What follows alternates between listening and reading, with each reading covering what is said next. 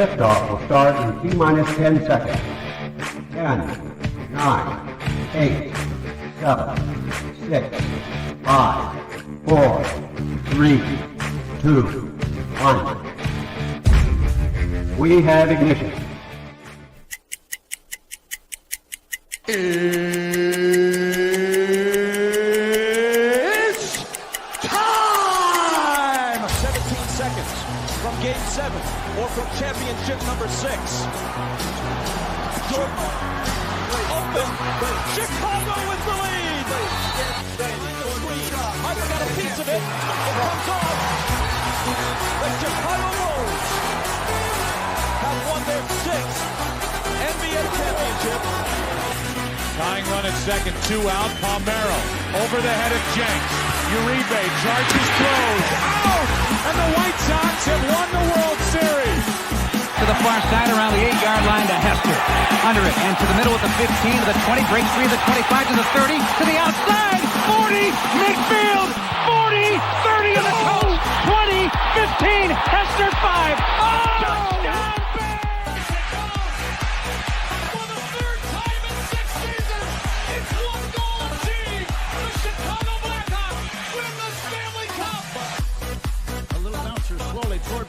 He will glove it to Rizzo. It's in time. And the Chicago Cubs win the World Series.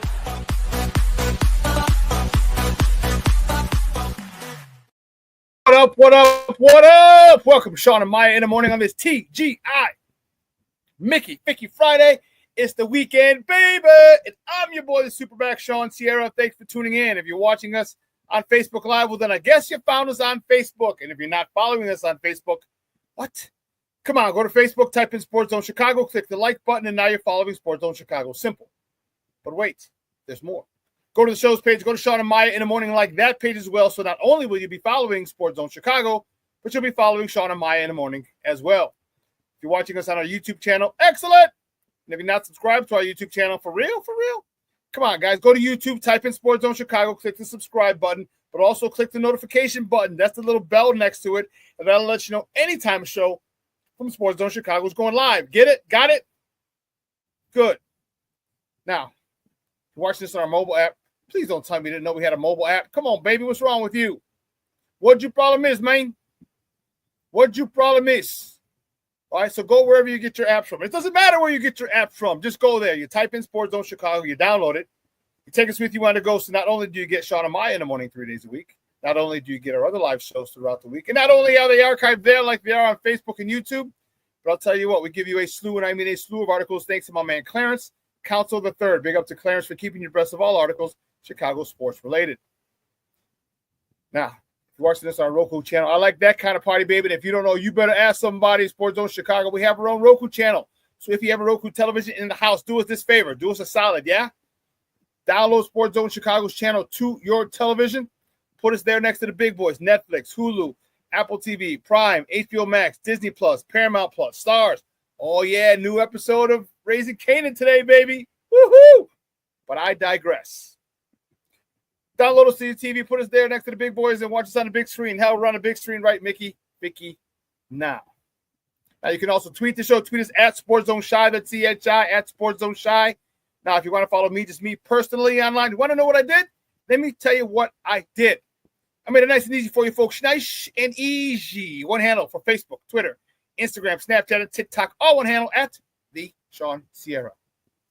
Man, we got a great show, but I need you to get interactive. So whatever platform you're watching us on, whether it's Facebook, YouTube, or our mobile app, leave a question or comment on that platform. It'll come up here in the thread. We'll put it up on the screen. We'll incorporate it into the show. And that, my peoples, is what makes this the best morning Chicago sports talk show around, and that's you. So bring them all, baby. Questions, comments, smart-ass remarks, because ain't nobody scared over here. Like The Rock said, baby, don't sing it, just bring it.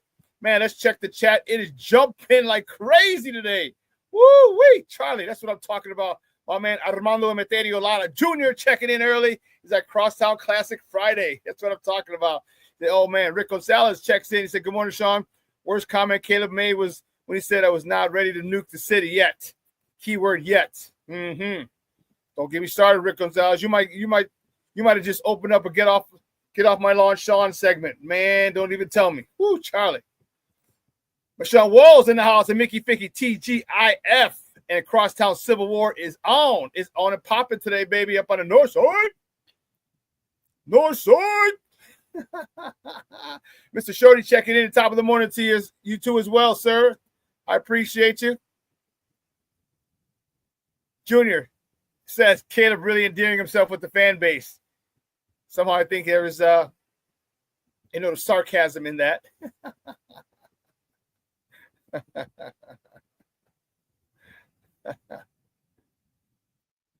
Foster Covers checking in. What's up, Baba? How are you? Thank you for tuning in. Says hope everyone is well. King Booker World checking in. That's what I'm talking about. Says salute everybody. And Shawn, man, listen, I don't know a lot about a lot, but I do know this. More of the usual suspects will chime in as the show goes on. That, my peoples, I can promise you. Man, we got a great show at 10 o'clock at the top of the hour. My man Herb Howard from the Bigs is going to join us. We got a lot to talk. I haven't talked to Herb since the draft. All right, we're going to talk some Bears draft. We're going to talk some Rokie Mini Camp. We're going to talk this Caleb Williams article in the book coming up. We got a lot to talk with Herb. He's on at 10 o'clock. We got Civil War to talk. Crosstown Classic is in the house. Like I said, run north side. So, man, you know what's really, really, really crazy? Is that the party starts at 10.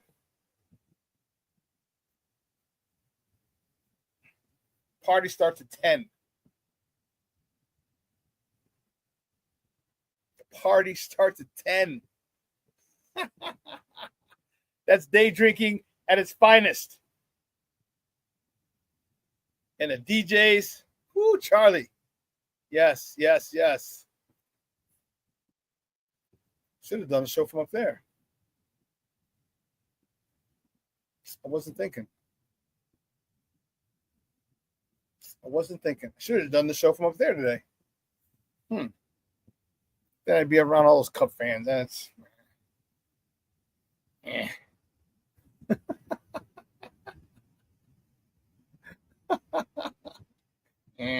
Cup fans.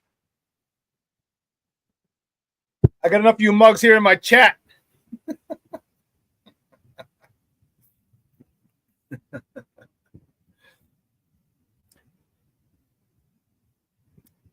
So we got some comments here, Mr. Shorty. So Shorty said, all this talk about just about a dude trying to sell a book. Remember that. I agree. But you take the juiciest pieces of that book, of that interview, to try and sell the book. So Rick asks, Mr. Shorty, it did not bother you when he said he was not ready to nuke the city yet? Shorty said, I didn't hear that part. Yeah, so there's...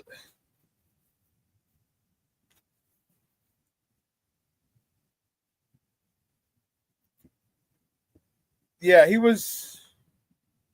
What does it say?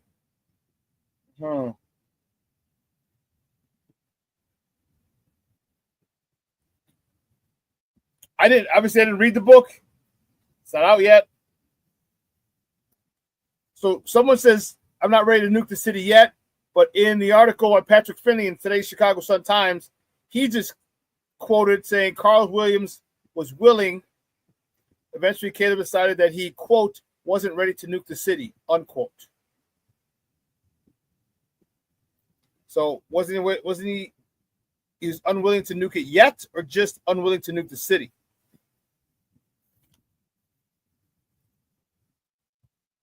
All right, because there's a lot of things going on, a lot of things being said, and I got a lot of problems with you people.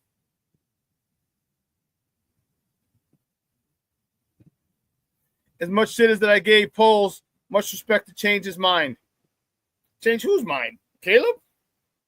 He didn't change Caleb's mind. He's like, we're taking you, period. End of story. You ain't got no choice. You ain't got no choice, Papa. We're taking you. And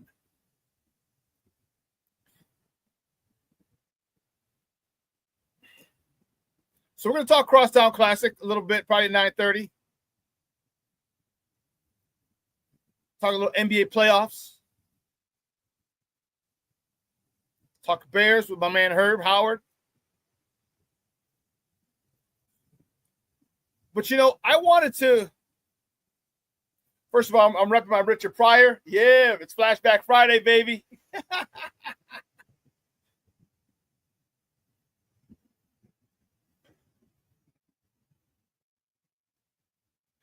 So did he really say yet then? And I don't know. I don't know, Shorty. I honestly don't know. If not, look at it this way. He put it all aside and decided to make Chicago great again. You know what? You know what I always say? Life is about perspective. It's how you look at things. And maybe you're right, Shorty, because we know you're a pro Caleb guy. You know, I was a pro Justin guy. But you give me that perspective. Okay, I can see that. I can see that. There's a couple things, though, I want to talk about in regards to this whole Bears thing. You know, this whole Bears thing we got going here? You know, the whole Bears thing?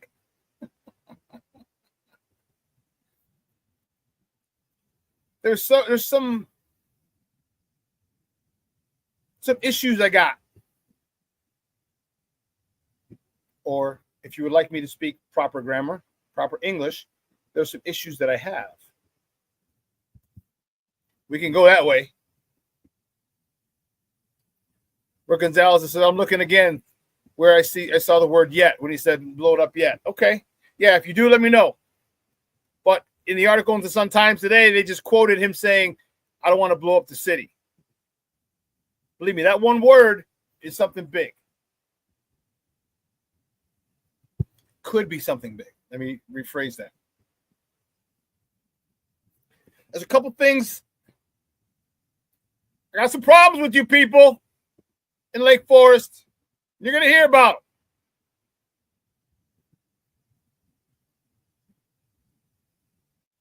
Okay? I have some problems, people.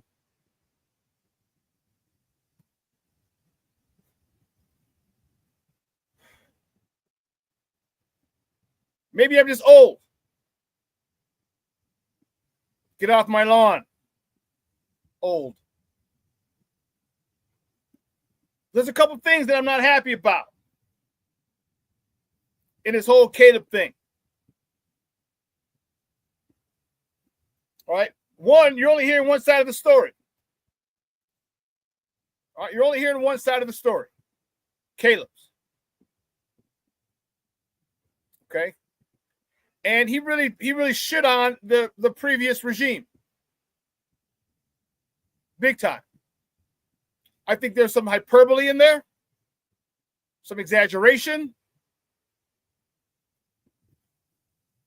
And everyone's making a big deal. They're like, oh, well, Caleb said that the coaches would leave him to watch film. And then I tweeted, I find it very difficult to believe that an offensive coordinator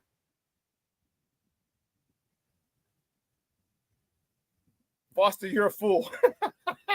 Foster says, I'm that crabby old guy who lives on the corner. Get off my lawn. I live on the corner too.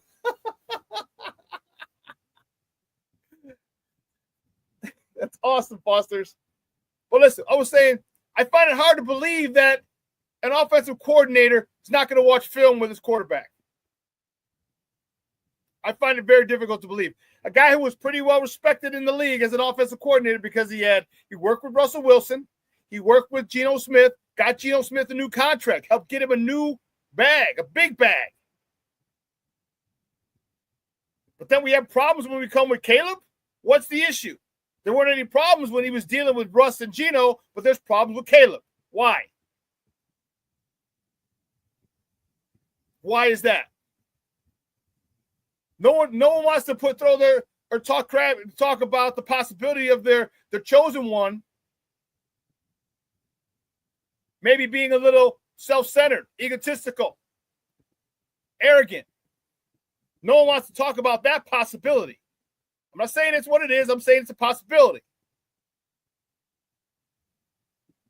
So you think Shane Waldron's going to be like, yeah, well, you know what? I think in this part of my career, I'm going to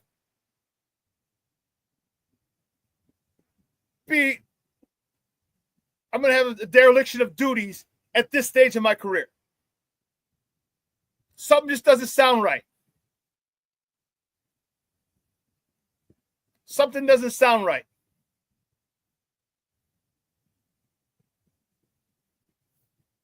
About that. Shorty says, sadly enough, can you really blame Carl and Caleb for having those reservations? We have been a bottom feeder for decades. I don't blame them at all. Can't blame them for that. But to go around and try and pull a John Elway and Eli Manning in the article, and well, according to Patrick Finley,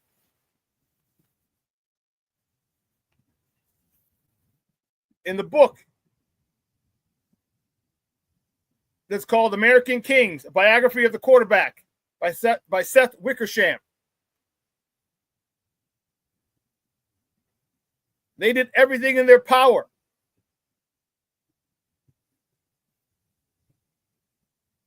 to not get drafted by the Bears. He talked to Eli, or Arch Manning, excuse me, and how to circumvent this situation.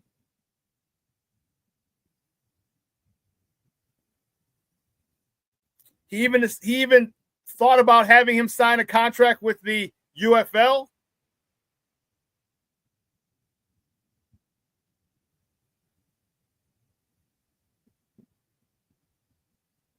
So a lot of it might be his dad, Caleb's dad.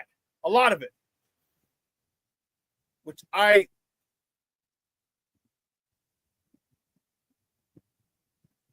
think it's a very good.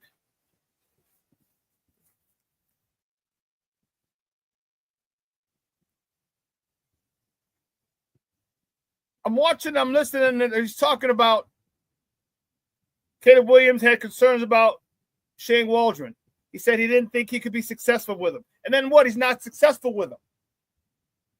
Well, actually, he was pretty successful. So people can, and everyone's saying, oh, Caleb did this, Caleb did that. Like he did it all by himself. So he had no coaching last year, is what you're saying. Not 1 ounce, 1 iota of coaching. I find it hard to believe.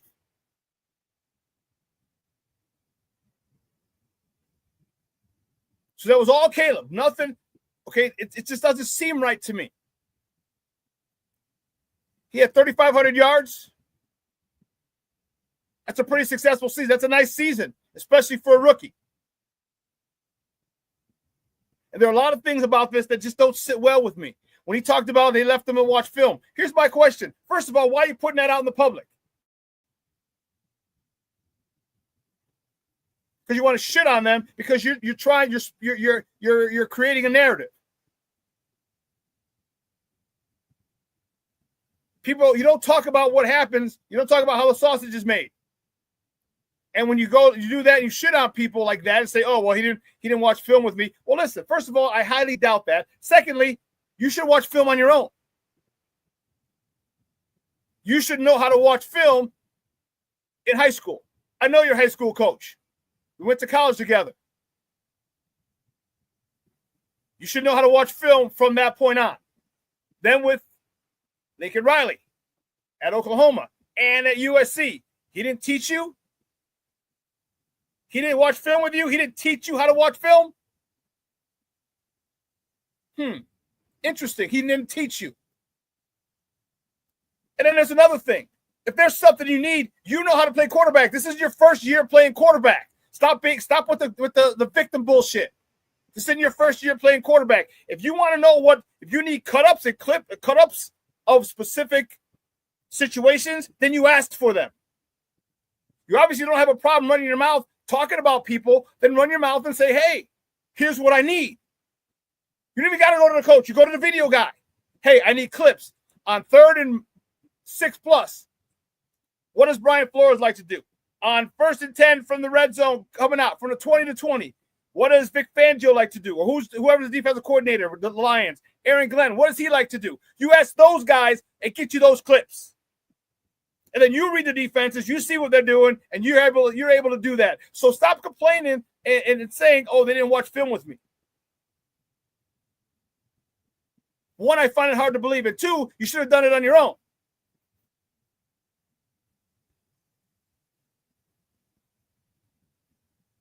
But why bring this to the forefront? This is a grown man's league. Stop bitching like a little crybaby. Because there was never an issue with Russ or Gino with Shane Waldron. Wasn't an issue, just Caleb. Maybe Shane said, hey, you know what? You should know how to watch film. Here's what I need you to look at. Any questions? Let's go over it. And maybe he didn't watch film. Maybe he had no questions or didn't ask questions. I don't know. But I think to throw him under the bus like that, and I'm not defending Shane Waldron. I'm not saying Shane Waldron's the best person to call plays in the history of the game. I'm not. I'm saying we're only getting one side of the story. And Shane's not going to go write a book. So everyone's jumping on this side thinking, oh, it was horrible. He had no help whatsoever. Bullshit. That's part of Shane Waldron's job, is to build the quarterback as the offensive coordinator. Stop it. So you mean even your quarterback coach didn't watch film with you?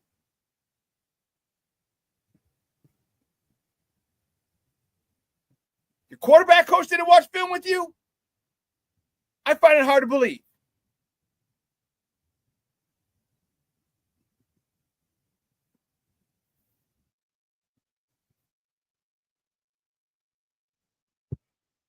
And if you don't, and you can call me conspiracy theorist, you can call me whatever you want.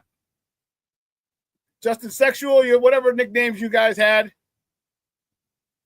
But let me ask you this. Why is it that the two people that were supported the previous quarterback had down years last year? And one of them was the guy who has the biggest contract in Bears history. And you don't go to him often? Cole Kmet was on the back of a milk carton because you didn't go to your tight end at all? So you mean to tell me Cole was not open at all season? He was covered every single time he went out.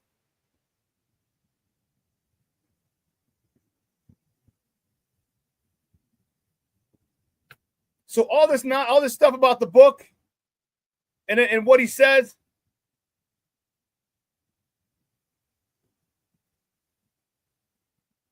one-sided, I feel. I said Shane Waldron's not gonna write a book or go on interviews, tell about that. Again, I'm not defending him. Maybe he was crap. But again, I find it hard to believe he works good with veterans and not the rookie. Maybe the rookie came in with a bad attitude. Maybe the rookie didn't want to work with him because whatever reasons he may have.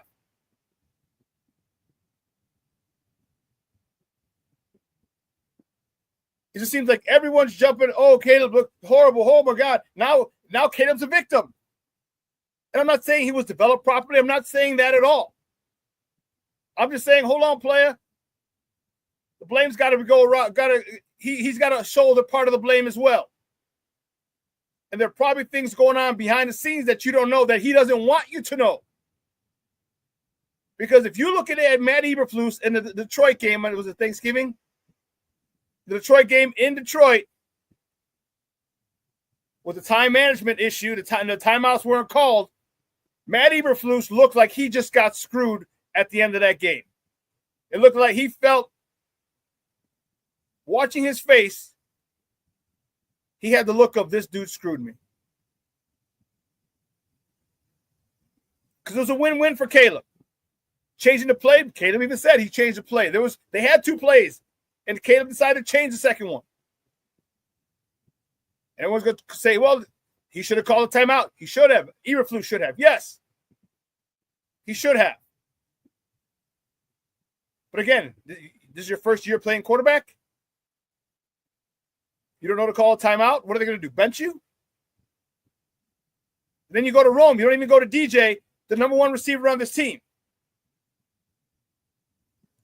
And if he connects with Rome and the Bears win, well, guess what?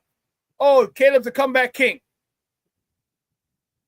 And if he doesn't, if it fails and they lose, which they did, Eberflus is an idiot. Waldron's an idiot. It's a win-win for Caleb. Either way.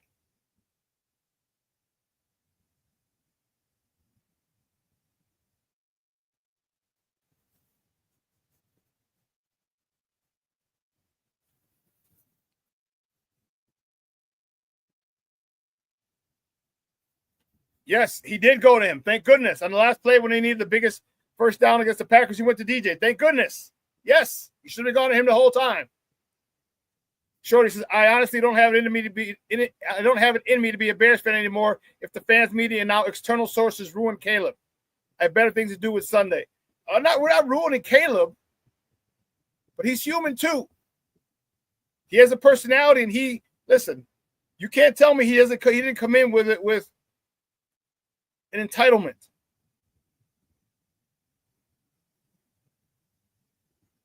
And this has nothing to do with his play. Never have I ever questioned his talent. Ever. Some of the other things that seem shady on the surface. I want him to do well. He's a Bears quarterback. Not the quarterback I wanted, but he's the Bears quarterback, so I'm going to support him, and I want him to do well. Because if he does well, the Bears do well. And that's my bottom line. I want the Bears to do well. But I'm going to call it like I see it. You may not see it that way, and that's cool, people.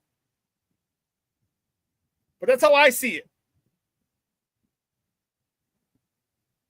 There's a lot more going on than meets the eye. There's a whole bunch of stuff going on behind the scenes, as we're finding out. Them trying not to come to Chicago. Them trying to force a trade. Them trying to trash the city. That's what they were going to do. This is what they were going to do.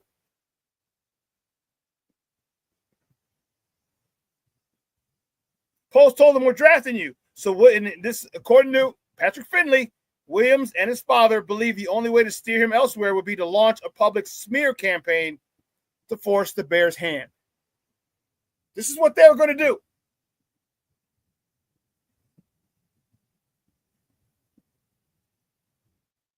So if you don't think that someone can be conniving and manipulative, you're crazy. So for someone who may think, and I'm not just saying you, Shorty, but anyone who may think, oh, Caleb wouldn't do that, this is what they're planning to do. This was their plan. Now, Caleb eventually didn't go through with it. He eventually didn't go through with it. He told his dad, he said, quote, I can do it for this team. I'm going to go to the Bears. So hats off for him for that. Then he wanted to challenge the NFL rookie wage scale, calling it unconstitutional. NFL's a business. They decide it's collectively bargained. The NFL doesn't decide. It's collectively bargained how they get paid. So it's not like the NFL saying, you're only getting this money. We made the rules and that's it. It's collectively bargained amongst the players union.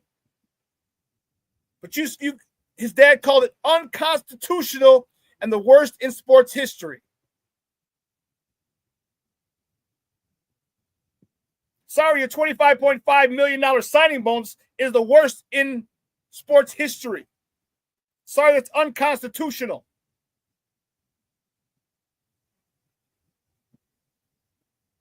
But you don't think that they felt entitled by any stretch. You know, no one wants to throw that out there that he felt entitled. But you want to say your $25.5 million rookie scale, your bonus is unconstitutional. The worst in sports history. All these little red flags that people just want to overlook. And I get it. I understand. The Bears have a horrible track record. Last year was horrible. But Caleb played a part in it too. 3,500 yards, that's a good season. That's a solid season. And as a rookie, that's a really good season. Not every rookie throws for 4,000 yards like C.J. Stroud. That's an anomaly. If you wouldn't have missed so many wide open receivers, Caleb, you would have had 4,000 yards. If you wouldn't have missed DJ so many times on crossing routes, if you wouldn't have missed DJ so many times open in the soft spot of cover 2 and stop forcing it to roam, if you would have thrown it to your tight end, you would have had 4,000 yards.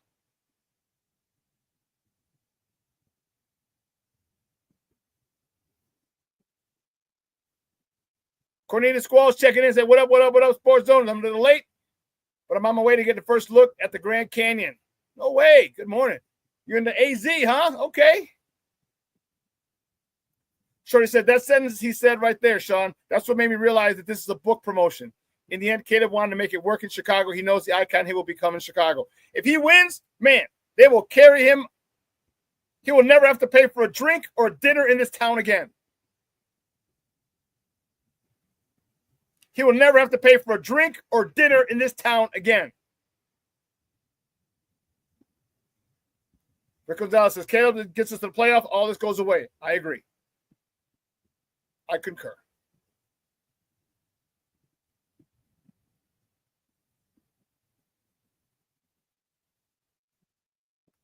No, I know. Steve said, dude, the passing game coordinator hadn't talked to him since until he was the head coach.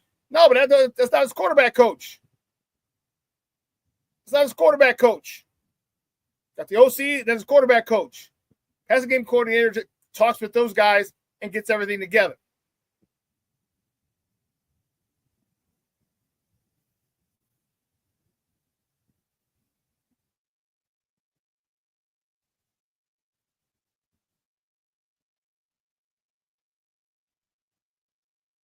Mr. Shorty says, Rick, until his contract year comes up, then the media will blast this shit in our faces all over again.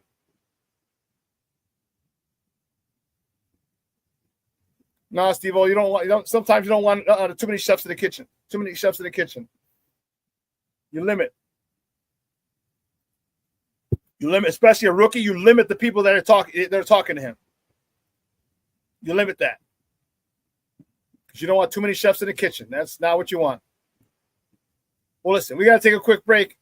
On the other side of the break, we are going to get to the top of the morning topic, so don't go anywhere, folks. Keep it locked right here. Shawn and Maya in the morning on Sports Zone Chicago.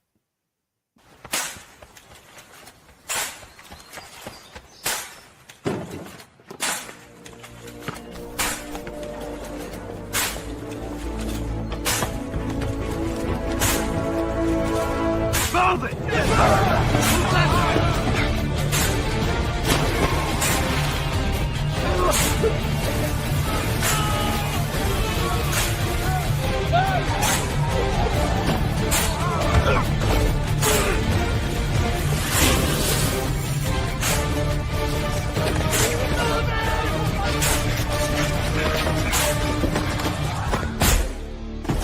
Many will hear the calling.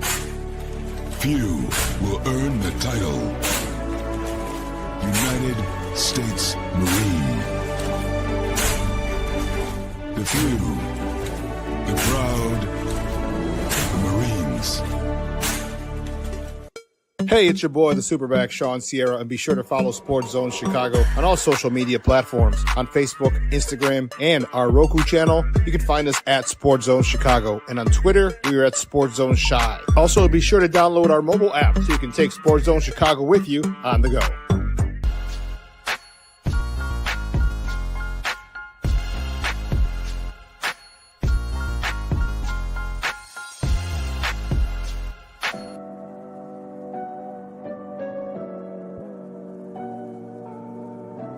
How do you take care of your mind health? For my mental health, I meditate in the mornings. I have my dogs. They're the best. I just find ways that help me just relax. Finding things that make me happy, like being close to my family. I meditate a lot and read books. I have hobbies outside of the game. I'm able to switch off. I'm able to turn my brain off from the game of basketball. Your mind health matters. Your mind health matters. We are looking for a few heroes, mentors, trailblazers, innovators, a passion to change lives, spark curiosity, open hearts, and awaken minds, help students answer the question, who am I? This could be your calling, but this is no job. It's the journey of a lifetime. Be a hero. Be a teacher. Mental health and learning disorders don't discriminate. 17 million children and adolescents in the United States live with disorders like anxiety, depression, ADHD, and dyslexia. Less than half get the help they need to thrive. Help the Child Mind Institute change these children's lives. Visit childmind.org.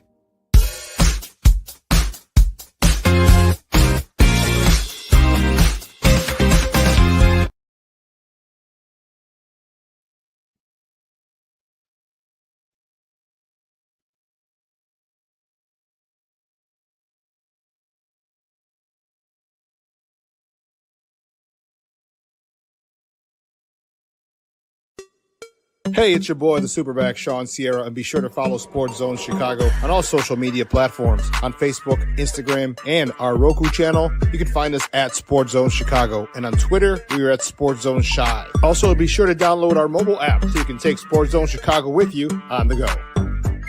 Time out. How are you feeling right now? Happy? Excited? Angry? Overwhelmed? One of the best things you can do for your mind health is to name what you're feeling. It can sharpen your awareness and help you talk about your feelings with someone you trust. Here are 3 questions to ask yourself. Where are your thoughts right now? In the past, the present, the future? Do you notice any sensations in your body? Is your heart beating fast? Is there a flutter in your stomach? Or are you fully relaxed? What do you need right now? Time with others? Time to yourself? Remember, there's power in this awareness. So find ways to identify what you're feeling today.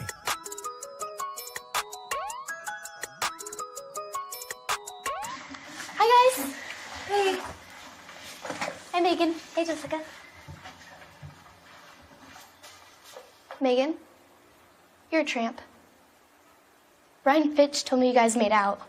Everybody knows. He said your breath smells like garbage. And he almost puked. He says you're the most desperate girl he knows, besides your mom. How many boyfriends does she have anyway? Lots? Your makeup makes you look like a clown. That zit is huge, zit face. Ugly.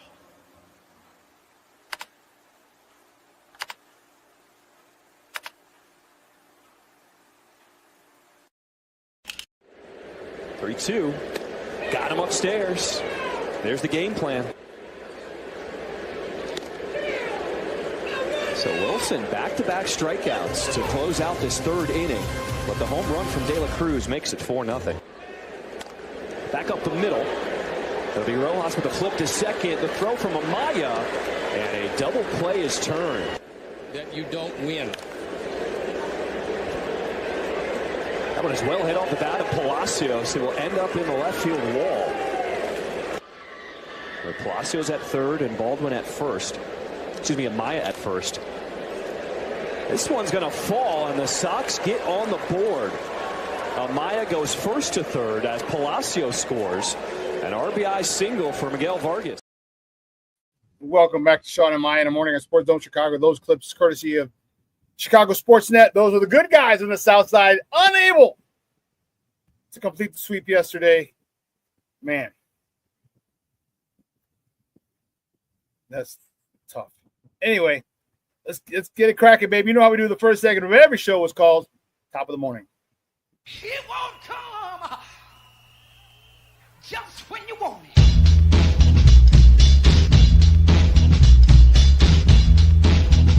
Top of the morning to you. Top of the morning to you. Yeah, baby. You know how we do the first. Here we go. Which way do we go? Which way do we go? This one's a tough one. The White Sox, as I said, you just saw the highlights or the lowlights. The White Sox fall to the Cincinnati Reds 7-1, unable to complete the sweep. Bryce Wilson, you saw he was on a bump. He got the loss. He's 0-2 on the season.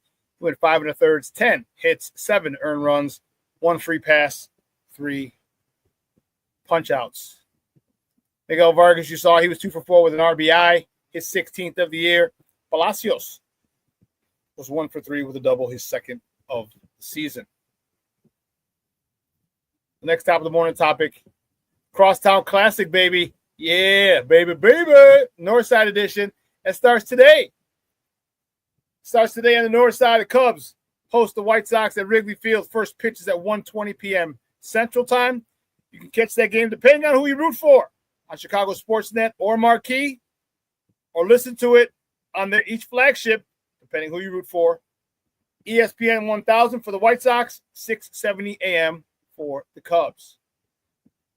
The probables for today's game: Shane Smith on a bump for the White Sox. He's 1-2 with a 2.08 ERA. He's been a picture of hard luck.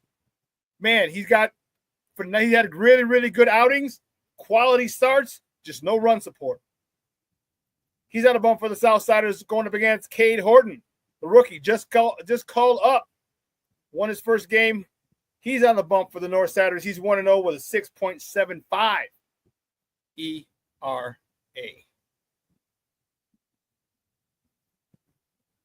Oh, here it is. There it is. Pardon me. Yeah, Rick. You know it. We were just saving some runs today for the Cubs. You know it, baby.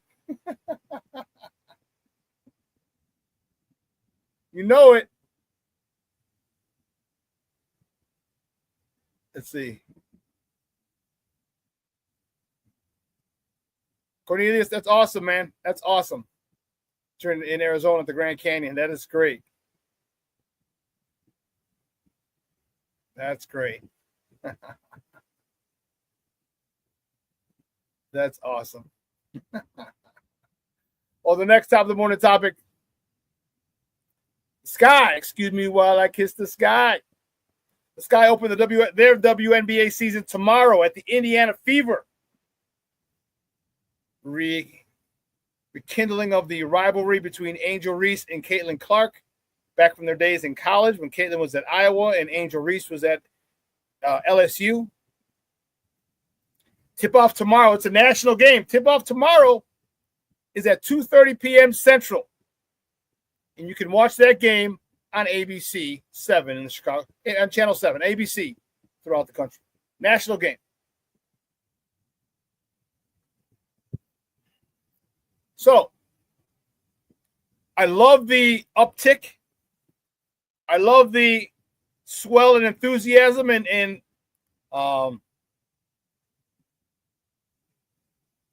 interest. There you go. That's the word I was looking for. An interest in the WNBA, and it doesn't seem to have stopped.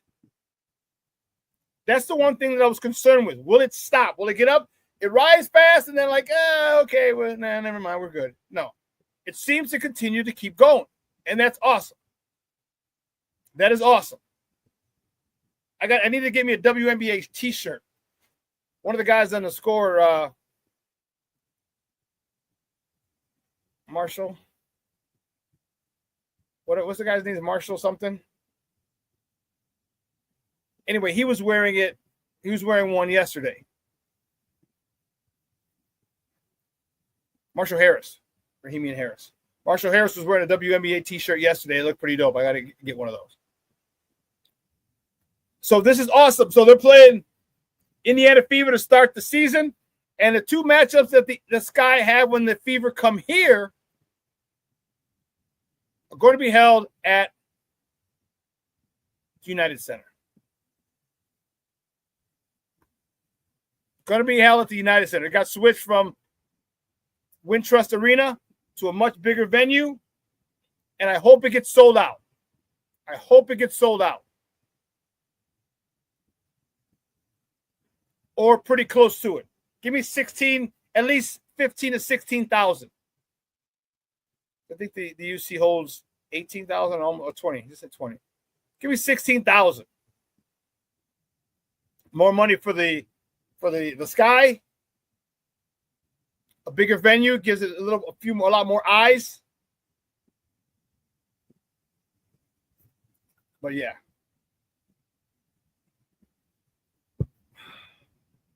I'm excited for that. That should be good.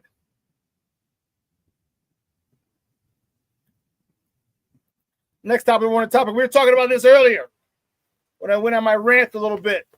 Caleb Williams reveals in an upcoming book that he and his dad did not want to play for the Bears. It's in a book called American Kings, a biography of the quarterback. All right, by Seth Wickersham.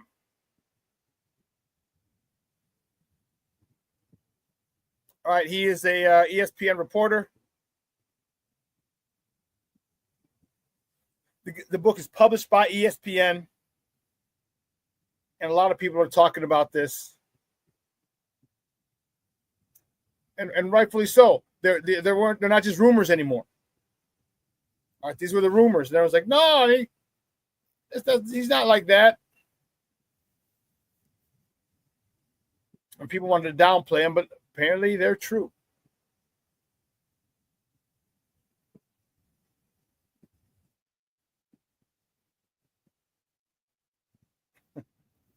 Wow. Comment to this about Rick's stay at the Embassy Suite in Arizona. 5 stacks. Ouch. Ouch. But again, Shorty, I will say this. The fact that he didn't go through with it says a lot. Now, whether or not it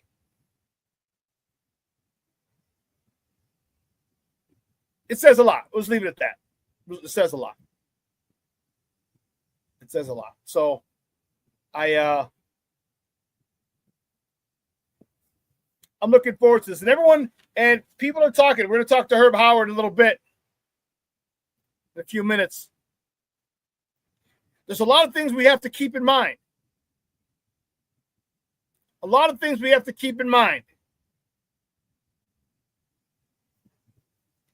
Cornelia says, I don't blame Caleb, especially after the way Justin Fields was treated. Yeah, Justin was talking about getting shitted on.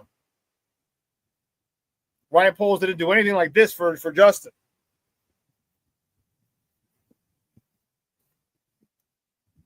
And I mean, both quarterbacks got a raw deal last year, the last couple seasons.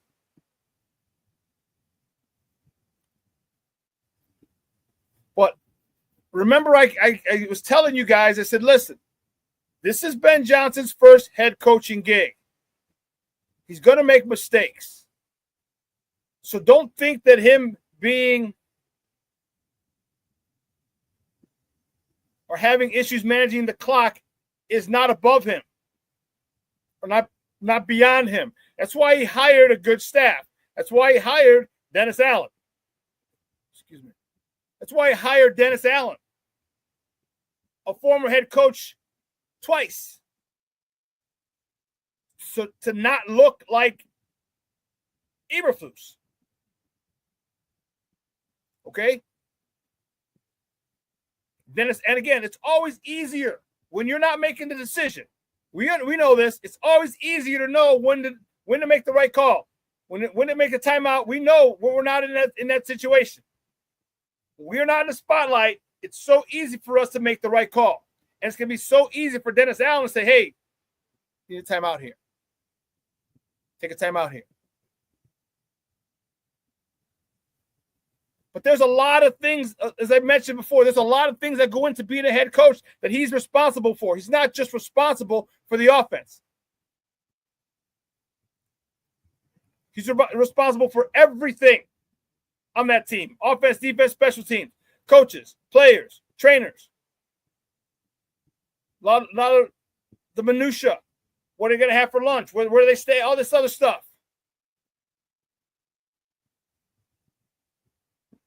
Here's the biggest issue that I have. Not issue, but the biggest thing that I want you guys to understand. Ben Johnson isn't playing in a dome anymore. He's not playing in a dome anymore. He had 8, maybe 9 games, home games. That's a dome. Playing Minnesota, that's 10. And then whoever else has a dome, that's over half of your games are being played in the dome with the Lions the last few years. He doesn't have that luxury anymore. He doesn't have that luxury. So let's pump the brakes. Let's pump the brakes on expectations. Because when you have to coach in the elements and it's snowing and it's cold, the ball's slick, it could have a little different issue.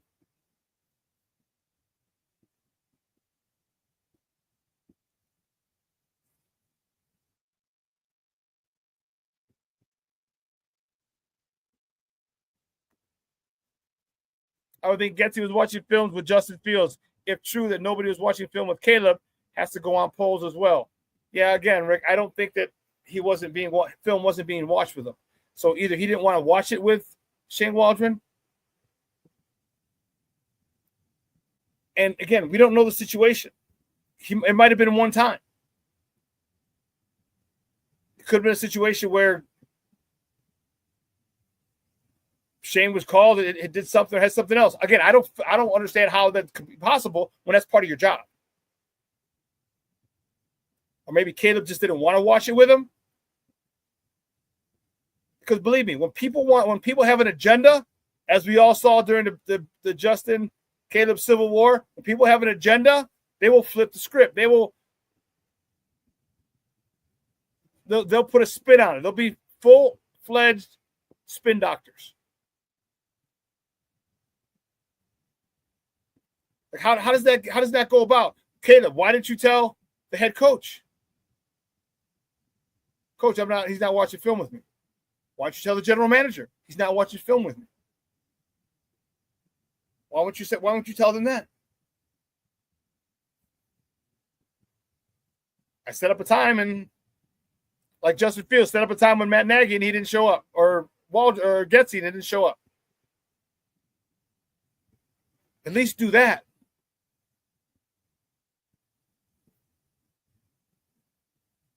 But interesting to see how it's going to happen. All right, this offense is built around you, Caleb. They've upgraded the offensive line, they upgraded the running back room, upgraded the tight end position, added pieces on defense for you. Now there's no excuse. And again, I don't expect him to throw for 10,000 yards this year, no. But I want to see some symmetry. I want to see some connection. I want to see some chemistry with this team. I want to see you going to the open receiver.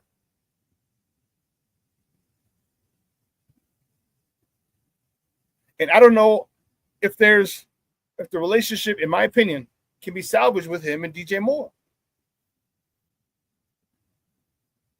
Because that's a terrible weapon to waste if you want to continue to be petty.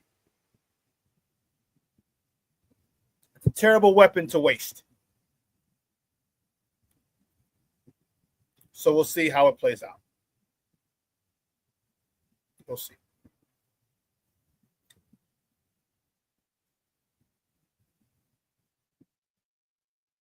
I am excited though. We're looking at it. Last night I was hanging with some buddies. We're at a little private club, had some cigars and some whiskey. Watching the NBA playoffs. Just man shit. Just straight up guy stuff. Excuse me. And we were already set talking about our trip to Vegas. One of my guys already booked the flight, the ticket. He's booked the hotel or reserved the hotel, bought the ticket. One of my other guys, he said he got one of his people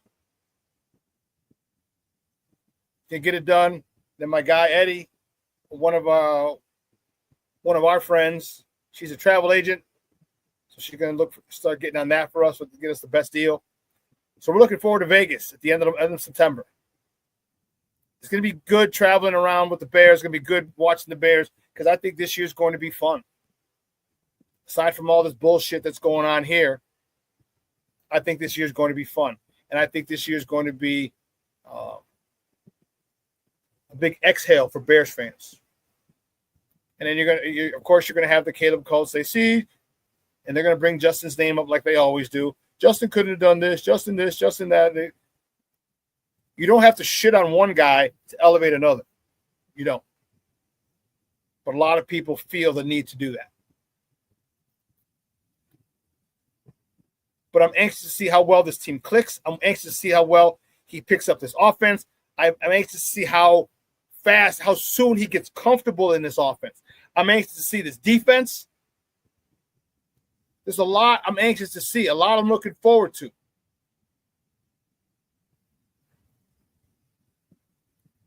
Cornelius says, for what DJ is being paid, his only concern should be winning a championship because he has his bag.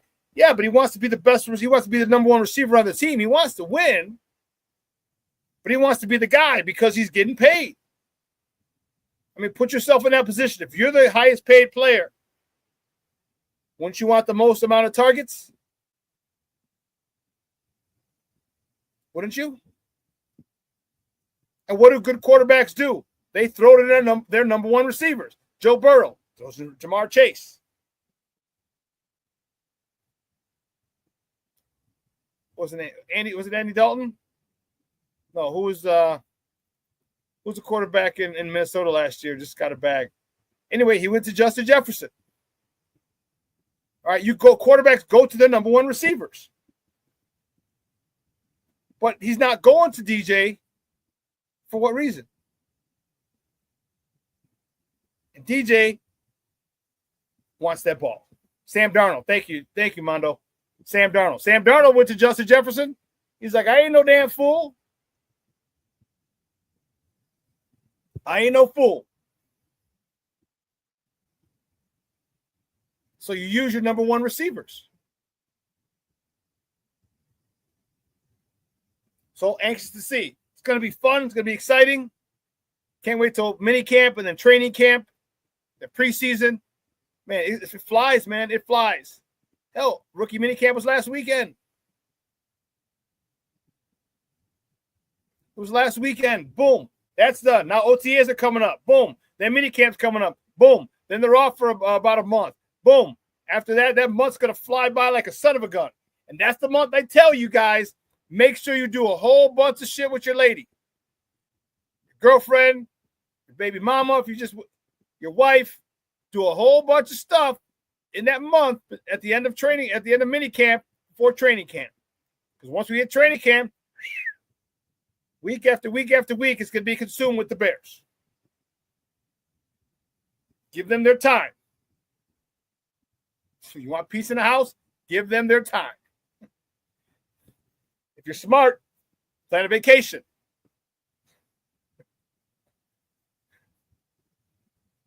Rick says they need to get on the same page fast. I ride with DJ all day. So do I. DJ is a stud. So do I.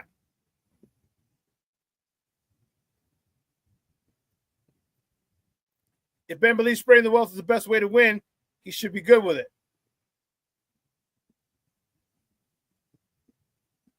I hear you, but there comes a point in time where you throw it to where you need your number one receiver. There needs to become a time where everybody and their mama knows is going to the number one receiver.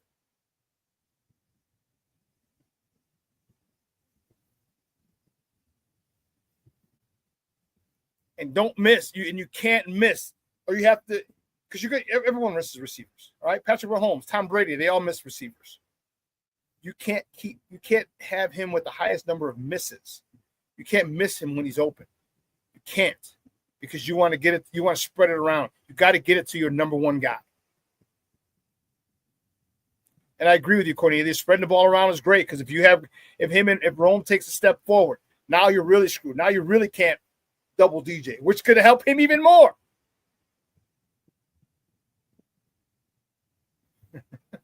Shorty, you know it. He's like, correct, Shawn. I let my wife plan a 3-week road trip, pulling our camper to Yellowstone and back in July. And boom, training camp begins. That's right. That's right. That's all they want is a little time. Well, that's not all they want. They always seem to want something, but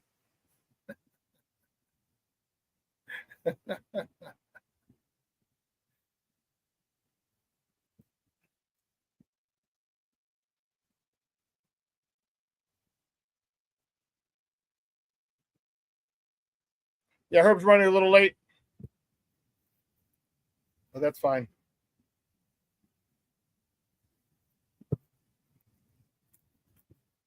It's Crosstown Classic. It's going to be fun. So my guy, as Output Wrigleyville, the party started 7 minutes ago. Doors open at 10. The game's at 1. Like I said, shit, I should have done the show from there.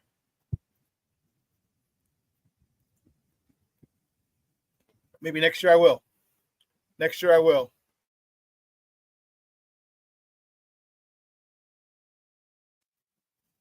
That wouldn't be, because that'd be crazy.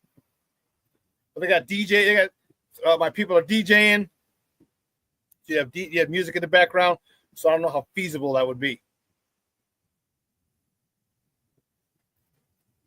But this Crosstown's good. The Cubs are coming in. They lost they couldn't complete a sweep on Wednesday. They won the first 2 games with the Marlins. Couldn't get the last one. The White Sox take the first 2 games with the Reds. Couldn't get the last one. So they're both coming off series-ending losses after winning the first 2 games. Cade Horton gets the start. Remember, they had a starter. They had an opener in his first outing. Just went 3 outs. He was only pitching the first 3 batters, and luckily, well, fortunately for the pitcher, he got him out. And Cade Horton started the second, got the win. But now they're letting Cade Horton start the game. And I'll tell you what, this youngster looks good. The White Sox are starting Shane Smith. This is the Rule 5 guy that they got, and this guy looks really, really good. You talk about a pitcher of hard luck. He just has had no run support whatsoever. No run support. And that sucks because this guy he's got presence on the mound. He's been able to get in and out of jams unscathed. You know, when you go 6+ and you give up 2 runs, and you lose 2-1, 2-0, that ain't on the pitcher. It's not on the pitcher.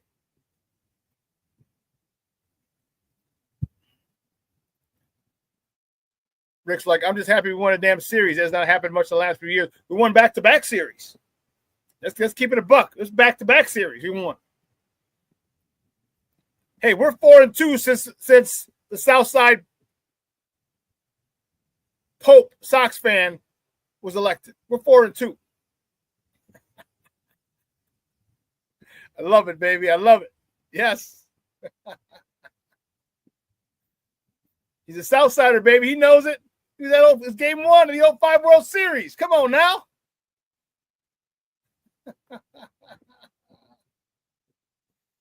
Oh, man. But it's going to be fun. I'm sad I'm not going. One of my cousin wanted me to go. He said, come on, Primo, let's go tomorrow. I'm like, bro, I can't. So I got the show. I got to pick up the warden after. So I need to lay off the weed.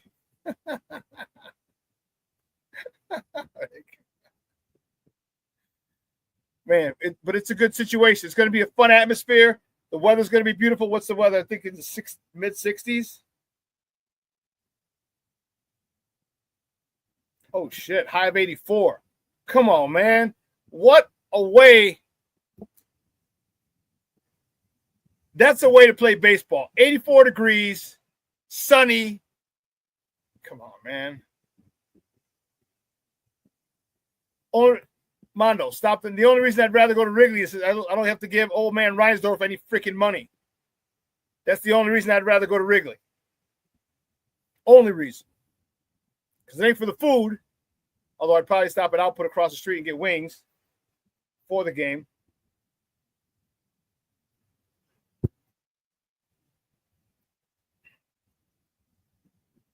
Sunny, man. When I get off and I go pick up the warden, when I look at my timeline on Facebook, a whole bunch of people partying. Except the party started at 10.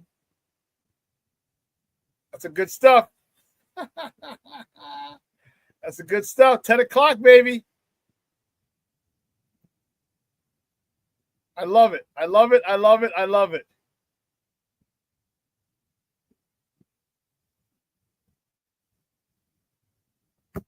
I've been there. I've done it. I love it. So if you get a chance, if you've never been to a crosstown game, man, get there. They're fun. A lot of shit talking. All right. If you go to the north side, all right, just say no thank you when they want to pass out the KY jelly. No thanks. I'm good. South side, you got the parking lots to tailgate. North side, you got the bars to pregame. And just the massive amount of shit talking is awesome. If you've never been to a crosstown. You see mixed families. Wives are Cub fans, husbands are Sox fans. Husbands are Cub fans, wives are Sox fans. It's crazy. So if you get a chance to get out there this weekend. It's going to be fun. And you know Wrigleyville's fun, man. You know it's a great time. Too bad I couldn't make it today. But that's all right. But listen, we're going to take a quick break. On the other side of the break, my man's in them. I feel like Ahmad Rashad. Everyone's my man. My man. No, everyone's my main man. Ahmad, everyone knows his main man. For me, everyone's my man's in them. Herb, Ken Davis. It's my man's in them. That's NEM for those of you trying to spell it. Man's in them. NEM.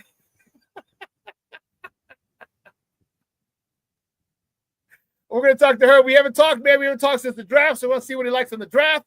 A rookie mini camp. This whole Caleb thing coming out. Ben Johnson. Whole bunch coming up. Keep it locked right here. My man's in them. Herb Howard coming up next right here on Shawn and Maya in the morning on Sports Zone Chicago. Hey, it's your boy, the SuperBack, Shawn Sierra, and be sure to follow Sports Zone Chicago on all social media platforms, on Facebook, Instagram, and our Roku channel. You can find us at Sports Zone Chicago, and on Twitter, we are at Sports Zone Shy. Also, be sure to download our mobile app so you can take Sports Zone Chicago with you on the go.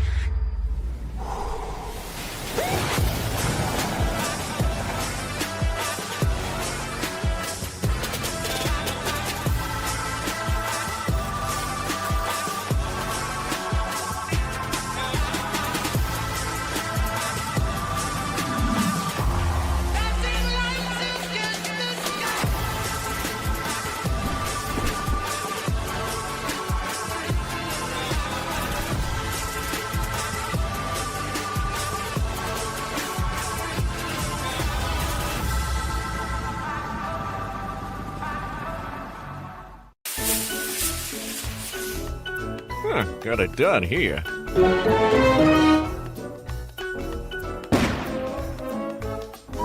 Ouch! And we're gonna make sure you lit this time. Ouch!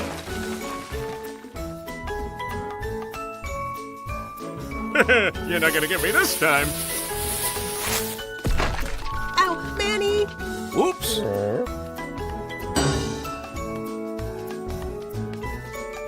Let's try an easy one.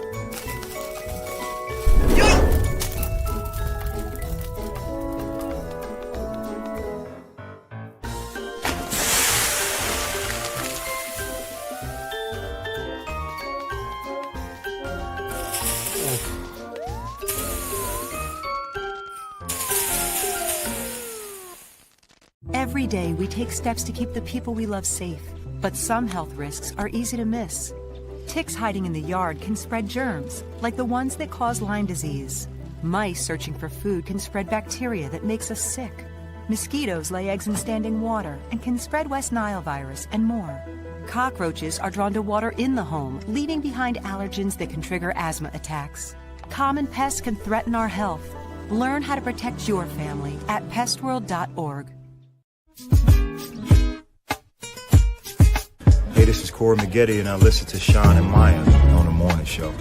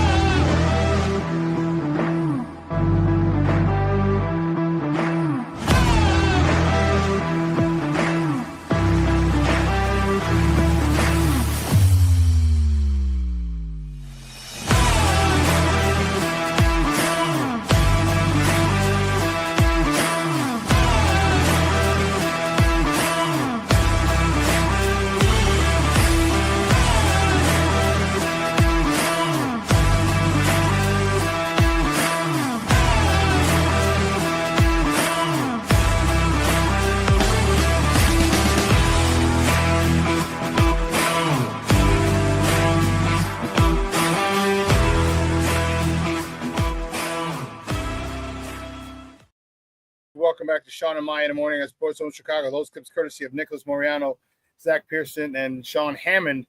Those are from Bears Rookie Mini Camp. Woo-wee. Loved it. Loved it, loved it, loved it.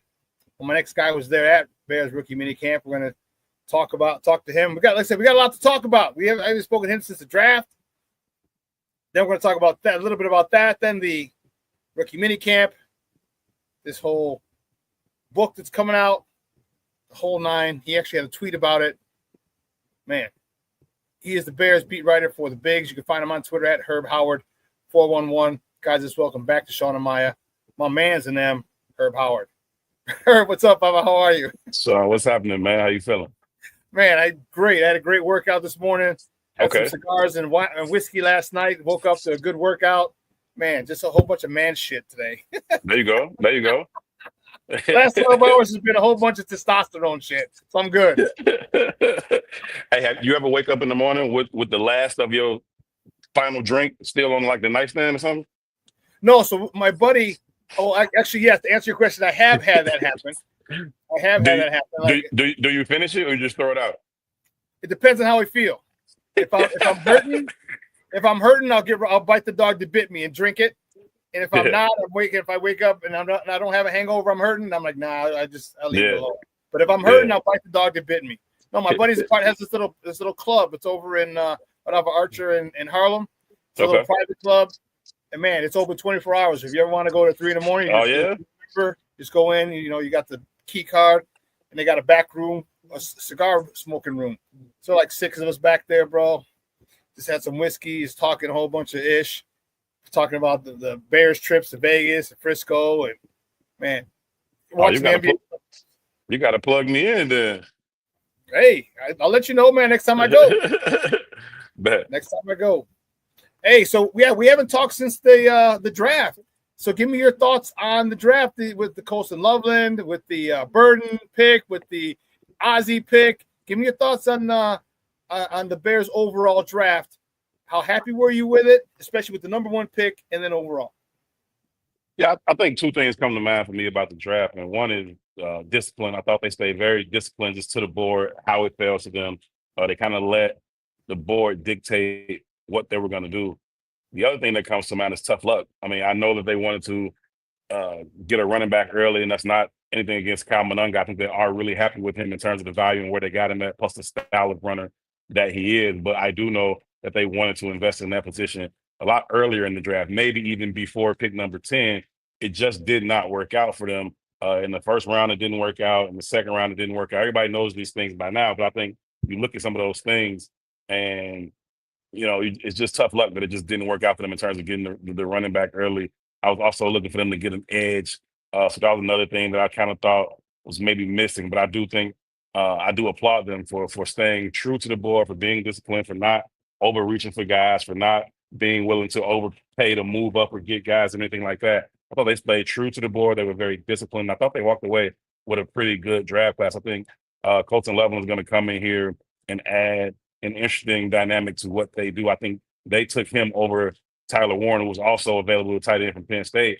They took Colston because they feel like he's a better route runner. He's got a little bit more juice to him, a little bit more wiggle to him. They don't think that they can cover him. They don't think that defenses can cover Colston with a linebacker. And they think maybe if you get an athletic enough linebacker, you can do that with Tyler Warren. But they think you got to put a DB on Colston. And if you do that, now you're a little light in the box. And now we should be able to run this thing down your throat, especially if we go too tight. Or if we go too tight and you try to go big to match that, now we got mismatches in the passing game. So I think he's going to come in and add a dimension that Coach Johnson's going to really, really appreciate. Obviously, he's still got to get all the way back from his shoulder and then get acclimated to the system and all of that. But I think by the time he's up and running, he should be a really, really useful tool for them to have in the offense. Luther Burden's same way. I think he's very, very dynamic. Monster, dude. Yeah, man. Yeah, you put on the tape and it jumps off immediately. Like his ability to get in and out of his breaks, and then what he is once the ball is in his hands. It's like they got DJ Moore, who's already dynamic with the ball in his hands, and now you got another guy who can do some of those same things. But he's also got just that shiftiness about him. I think he can be a punt returner for you. I know they went and got Devin Duvernay, but maybe he's the kick returner, and Luther Burden gets an opportunity to be a punt returner. But either way, I think they got a couple of really good pieces in those first two picks for the Bears. Even if maybe they wanted to go something else initially, they still were able to kind of pivot quickly and get really good football players that should be able to help this team. Then they hop into the trenches. Everybody knew they needed to hop into the trenches on both sides of the ball. Go with the offensive lineman first, Ozzie Capillo. How massive is that dude? That's what everyone said. That dude is a monster. No, he's a big dude. Is that dude, bro? He's a big dude. He's a really big dude. He's gonna stand out when you see him out on the field for training camp and all that. He's going to stand out just because his sheer size. He's also got good tape, man. Very consistent, really, really good technique. I'm not as far into this conversation as some people are about just how good he is. I'm like, it's funny how quick narratives kind of shift. People were acting like the Bears went and got Will Campbell, right? They first they were talking about you get Will Campbell, you plug and play. And now, even though they really got probably the last draftable tackle in that, first, second tier of guys, he was the last one to go. After that, it was going to be a huge fall off. And so, this idea that they got this guy who's certainly going to be better than Braxton Jones, he can go, day one and play left tackle, or maybe you put him on the right side and you make Darnell move because you got to have Ozzie Capillo on the right side. It's like, let's just slow down a little bit. Let's get on some pads or something, right? I'm excited too. I know, this is the season for optimism, just being in the springtime and all that, but let's just pipe down a little bit. We didn't get Will Campbell. We got Ozzie Capillo, the last of, the first, second round guys. And so if you got Will Campbell, if you got Kelvin Banks, then cool. You didn't do that, right? We got a guy who most people never heard of until they called his name on the podium. So let's just pipe down just a little bit. But I do like the kid. I think he's big. Got the right mentality. He talks about just wanting to get on the field as quickly as possible, and he's going to do whatever that takes. So I like his mentality. I like his size, and I like his technique. So I do think he can turn into a good football player, but I don't know that he's, automatically better than the guy who's been your starting left tackle for 3 years, right? So let me just pump the brakes on that a little bit, but I do like the pick. Shamar Turner's the guy who just plays with that violence, man, that mean streak. I know you love, Shawn. I know you like that type of football, that brand of football that's just physical, in your face. I think the first question, punch you in the nuts. That was the first question I asked him in his immediate press conference, right after they drafted him, when we do the the Zoom the Zoom availability with him, and he was just still charged up. His energy was so great. I think I started the interview or the press conference, whatever, with you don't like when people stand over you with their crotch in your face, huh? You don't really like that. He like, hell no, I don't like that. I thought the kid from Ole Miss was definitely wrong, for standing over him like that, and I probably would have punched him too. So, I don't mind that kind of mean streak. You certainly got to learn how to play with it, where that line is, game situations when you can and cannot afford to maybe, risk a 15-yarder or whatever. But I like the demeanor that he plays, and I think he's going to add to what has become a really impressive group of defensive tackles. If you look at it, bringing in Grady Jarrett, adding this kid to it, you want Gervon to take that next step. I thought Gervon started off the season really, really well last year, kind of tapered off, especially once Big Billings wasn't next to him. But you get Big Billings back. You got Grady Jarrett, and now you got Shamar Turner along with Gervon Dexter, and all of a sudden it gets really, really tight for trying to make that team as another D tackle. You're talking about, are you going to keep 5? You're going to keep 6? Zach Pickens, you got all Brent, like you got all these other guys. Like, well, we got to see. It's going to be a lot of competition in camp, but your second round pick is certainly going to make the team. Javon's going to be there, as is Grady and Big Bill. So it's tough after that. But I think he adds to that rotation. You look at what the Eagles do, and they got 8, 9 guys just coming in waves. So it's like Kentucky back in the old days, 5 in, 5 out. For real. You can't have too many of them. So, just keep them in there, stay fresh, be able to control the trenches, and that should help your edges because you still got some question marks opposite Montez. Obviously, Montez was banged up last year. I still believe in him. I think if he's healthy, he should have a really, really nice bounce back season. But opposite that, you hoping that Odangbo is ready to take that next step and turn some of those hurries and pressures into sacks. You're hoping that Austin Booker took what was essentially, in my opinion, a red shirt year. And I like that for him. I think his trajectory is good. A lot of people said, he came out a year early. If he would have came out this year, he may have been a second or even a first round pick. Instead, the Bears spent their 4th round pick. Essentially, they spent the 4th round pick in 25 to get him in 24. And then he has a red shirt year with the Bears. If you're going to have him develop, would you rather have him develop one more year at Kansas or one more year at the pro level already with the Bears? And I think he should, benefit from having gone that route. But it's nothing proven yet. So you still got some questions over there, but I like adding Shamar.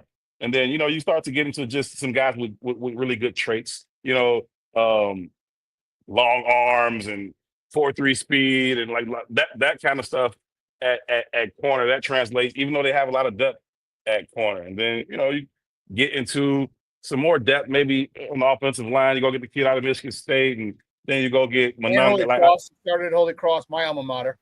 Yeah, he did. Yeah, for sure. And so, I think they did some really, really cool things. They start drafting the traits you look at, Hippolyte, and you say, well, he's a little undersized, but he's really, really fast. And where did he play?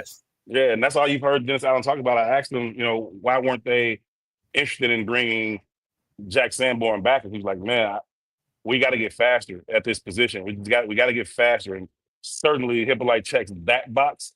So I like the class. Yeah, man, moving. I like him on the blitz. Shut out a cannon, right?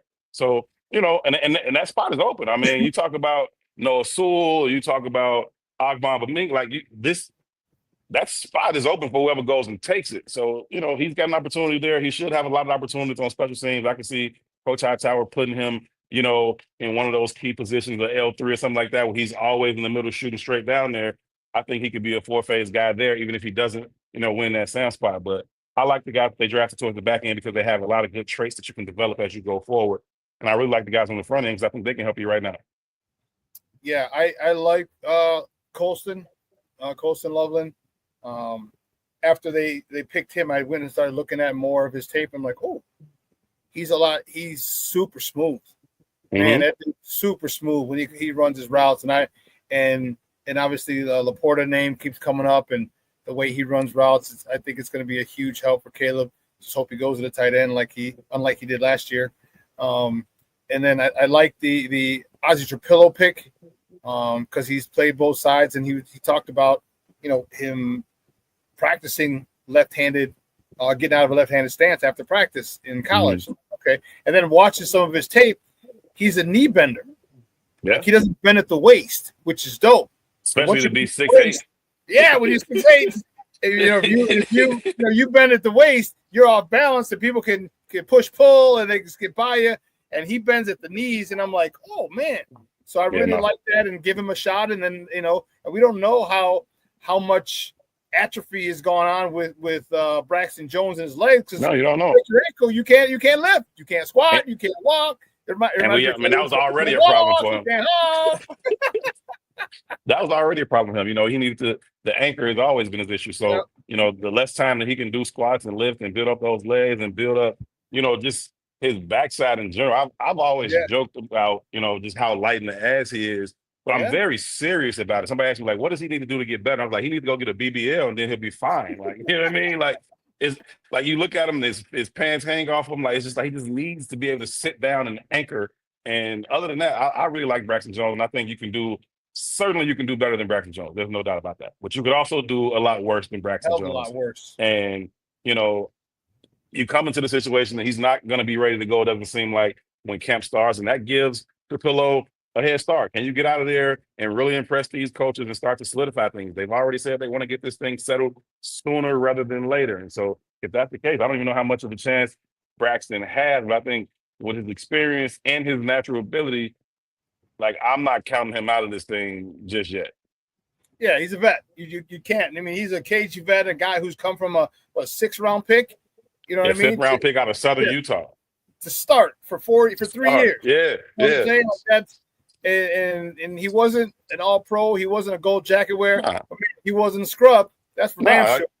Like Charles Leno. You know what I mean? Like 7th-round pick out of Boise State comes in, kind of solidifies the position for you.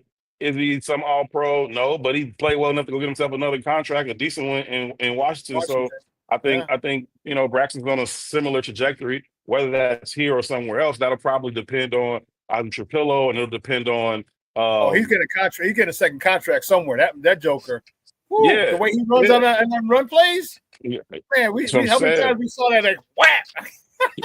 cleaning up a corner or a safety, like getting out on the edge. Like that's Braxton Jones. He'll have his say in this fight. Yeah, and if worst case scenario, he might just be a swing tackle.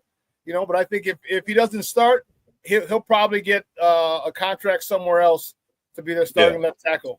Because let's keep it a buck. Look at the guys we got that we traded for in free agency. None of those were 1st-round picks. No. The 2 guards at the center, Dahlman, I think one was a 4th round, one was a 2nd round. So it's not like you got to be a 1st-round pick to get a big contract. You don't. Right. A team that runs very well and use and zone blocks. Man, Braxton's going to have he might have a nice little payday.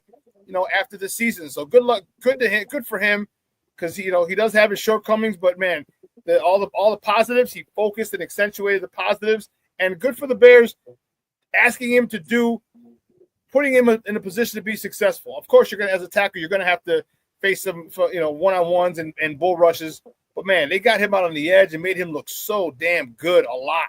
And especially when he goes in for touchdowns, you're like, oh shit. So people look at that. So I'm happy for him, especially at the end of the year. He's gonna get a nice little bump in pay. Yeah, for sure. How was the Rokie Mini Camp? And I know it's helmets and T-shirts and shit, so it's not like you can really do anything. But how'd you like the way that they flowed, they moved, and Kyle Manung guys, dude, I like the dude. I didn't know who he was. Then I started watching tape, and I realized he led the Big Ten in rushing, not last year, but the year before. It had 600 carries, hadn't fumbled in college. I'm like, hasn't fumbled. Hold on, player. Never put the ball on the ground. Dude, I looked at him, and then his contact balance is second to none. It's up there with Ashton Genty. He's just a hell of a lot slower than Ashton Genty. Yeah. And I'm like, he didn't look really slow on tape until he got a breakaway, and then my mugs were catching him. But I'm like, you give me I'll take that dude. So hopefully how did he look just running drills and things like that, and then catching the ball as well? So I look at this draft just in general, if I can go back for a second, and I think the two, I won't say lucky, but the two current players that benefited the most from this draft were Roschon Johnson and Austin Booker, right? Because they didn't get the early running back and they didn't get an edge rusher, right? So those 2 guys will still have an opportunity to make as big an impact as they want to. But then you look at Kyle Manung guy, and this ain't your average 7th-round pick. This dude can tote the rock, man. That contact balance you spoke of, that willingness to, 1, be patient, but then 2, hit that hole with conviction, and then he doesn't put it on the ground. He finishes runs. He's got just enough burst to turn a 6-yarder into an 18-yarder. Maybe he won't take it 80, but so what? That's what DeAndre Swift is for. You know what I mean? Like, you got to like what you see. As far as these guys, in shorts and T-shirts, I ain't impressed. You know what I mean? Like, we talk about world-class athletes. All of them look good in shorts and T-shirts. All of them. You pick a number. He's a world-class athlete. He looks really good in shorts and T-shirts. They've been training since the end of the season to be ready for combine and pro day. They're in the best shape of their life. Yep, they all look good. All of them. What I was more interested to see was how the coaches kind of navigated practice. How did they set these things up? What was the tempo? What was the pace? How were they in terms of posting up these guys? And Eric Bieniemy just jumps right out at you. Like, you just see I'm sure everybody's seeing the clips of him, coaching up those guys, and keep your eyes up. And the bag don't got nothing to fuck to do with you. Like all Yeah, those types like of things. cones. Yeah, Cones like ain't moving, damn it. all of that stuff, man. It's like he's got that old school mentality that everybody, if you play football, at some point you had a coach like that. Like, you know what I mean? You had a coach like that at some point, and he's also a very, very brilliant man. He's not afraid to speak up. I think he's going to be a great resource for Coach Johnson. Same thing when you look at Antoine Randall, you just look across the field and see how guys are being coached up, what Coach Allen is doing with these guys on the defensive side of the ball, what Al Harris is doing with these DBs. Like that, even more so than how the players were moving, is what I was interested to find out about how Rokie Mini Camp went. That's awesome to hear, man. And guys, again, we're joined by Herb Howard. He's the Bears beat writer for the Bigs. We're talking Bears football here on Shawn and Maya in the morning on Sports Zone Chicago. And that's why I asked that question from a coach's perspective. I got to see some on highlights in the news, but I want to hear from you, especially since you played the game a little bit. And I want your thoughts on the coaches, because, man, there was a guy, I don't remember his name or where I saw it, but he had this really thing that said coaching matters. And so it's important. I wanted to see how they ran that and how they demanded what they demanded from the players, because that's the foundation. And you demand that when you get being a teacher and a coach, once you start something, it's easier to be a jagbag and be so super strict and ease up, as opposed to being very easy and then trying to turn the screws, and people are like, come on, man, stop it. So as long as you're doing this is what's expected of them. And if you don't give them an option, then this is what they're going to do. This is what if this is the standard, it's standard. Like another great coach said that too, Mike Tomlin. Standard is standard. We're going to do this. This is the only way you get to do it. Otherwise, you ain't going to be here. Guess what? World-class athletes that you're talking about, they acquiesce. They live up to that standard. So, and that goes a long way, and I'm looking forward to them, like finishing drills, finishing runs, finishing blocks, finishing tackles, all these things. The whole mentality, just watching it and listening to Ben Johnson talk, it gets me excited, because it is a lot of like old school coaches.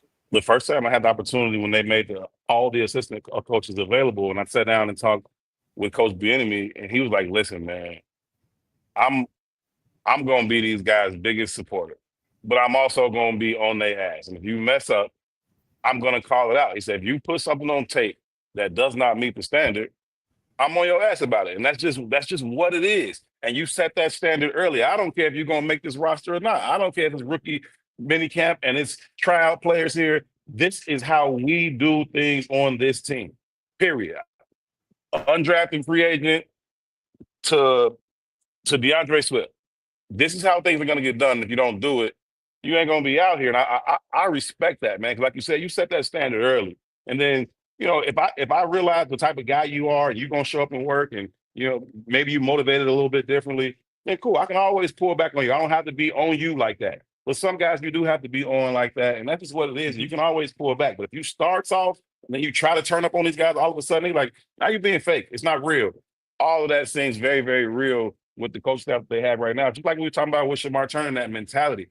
I'd rather have a guy who goes a little bit too hard. It's like, well, hey, as opposed to me trying to get a guy, hey, pull it out. I'm like, come on, dude, let's go. I can get you to calm down. I can't necessarily get you to turn up. So I'm cool with that. Yeah, you and me both, man. And I think one of the biggest acquisitions was the Grady Jarrett acquisition, because now look at, you got Shamar Turner being mentored and Gervon Dexter being mentored by a dude who reminded me of John Randall, whose motor just don't stop. Yeah, man. Just don't stop. Man, and he's already got them guys working out in Florida with him. That's what I'm talking about. And I remember he was in a press conference. He's like, I got a lot of experience. Whoever wants to listen, come on, get it. To do that, man. I love it. And he's a lot like stronger, like cutting. I thought he was. I thought he was a little, certainly not like fat out of shape, but I thought he was just like a little bit more chubby than that. That dude, he's just straight ripped. Like he's just a straight strong dude. He's not like a D tackle that got all this like beef on. He's just strong as hell. I'm looking at him like, dang. And his press conference, introductory press conference, and then Shamar Turner's were my favorite two of the entire offseason. I think those guys are going to click so early, and he's going to learn so much. in these couple years with Grady Jarrett, I think he's going to develop Shamar Turner, that being him. Like, I think he's going to develop so much just from learning from him. And I think the opportunity for Javon to do the same thing is there.